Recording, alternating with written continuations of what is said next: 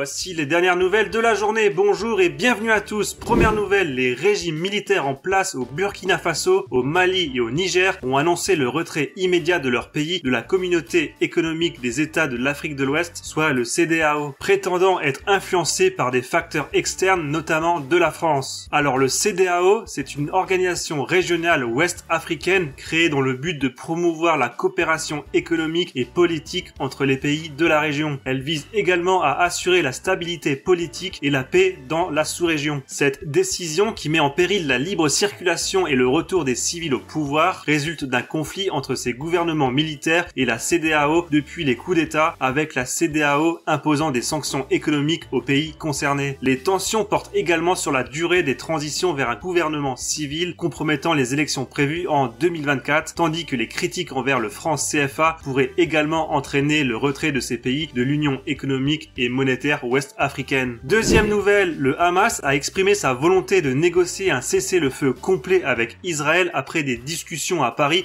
entre responsables américains, israéliens, égyptiens et qataris. Le secrétaire d'État américain Anthony Blinken a mentionné un réel espoir pour la libération des otages détenus par le Hamas à Gaza, soulignant un alignement fort entre les pays impliqués dans la proposition de trêve. Troisième nouvelle, Elon Musk a annoncé que Neuralink, sa start-up spécialisée dans les implants cérébraux, a réalisé avec succès sa première implantation sur un patient. La petite puce de la taille d'une pièce de monnaie a montré des résultats prometteurs en termes d'activité neuronale, selon le milliardaire qui souhaite développer cette technologie pour traiter diverses conditions médicales, y compris la paralysie, la cécité et même les troubles psychiatriques. Avant de passer aux dernières nouvelles, n'oubliez pas de liker, de partager et de commenter la vidéo pour améliorer et soutenir la chaîne. N'oubliez pas également de vous abonner pour ne pas manquer les prochaines vidéos. Merci à vous. Allez, quatrième nouvelle, l'Antarctique fait face à une menace croissante de microplastiques. Les échantillons collectés dans le détroit de Gerlach révèlent la présence de ces particules potentiellement mortelles pour la faune et les écosystèmes. Même dans cette région isolée, les microplastiques transportés par les courants océaniques et l'atmosphère ont des impacts graves affectant la chaîne alimentaire et contribuant aux menaces extérieures. Cinquième nouvelle, en France, environ un tiers des marques d'eau minérale purifient illégalement des eaux contaminées, relève un rapport de l'INGAS, soit l'Inspection Générale des Affaires Sociales. Nestlé a reconnu l'utilisation de traitements interdits concernant près de 30% des marques, mais assure qu'aucun risque sanitaire n'a été identifié jusqu'à présent, bien que le rapport souligne des préoccupations sur le niveau de conformité et le risque microbiologique. Sixième nouvelle, en 2023, la Banque Centrale Européenne a saisi près de 500 000 faux billets dans l'Union Européenne, marquant une augmentation de 24%. Les billets de 20 et 50 euros représentent plus de 70% des saisies, bien que cela reste une proportion très faible par rapport aux 29,8 milliards de billets authentiques en circulation, avec seulement 16 contrefaçons détectées par millions de billets. Et enfin, dernière nouvelle, en 2023, le marché immobilier subit une véritable chute avec une baisse de 23,7% des permis de construire par rapport à 2022, totalisant 373 000 autorisations délivrées selon les données du ministère de la Transition écologique. Les mises en chantier ont également diminué de 22%, atteignant environ 287 000 logements, reflétant une profonde crise.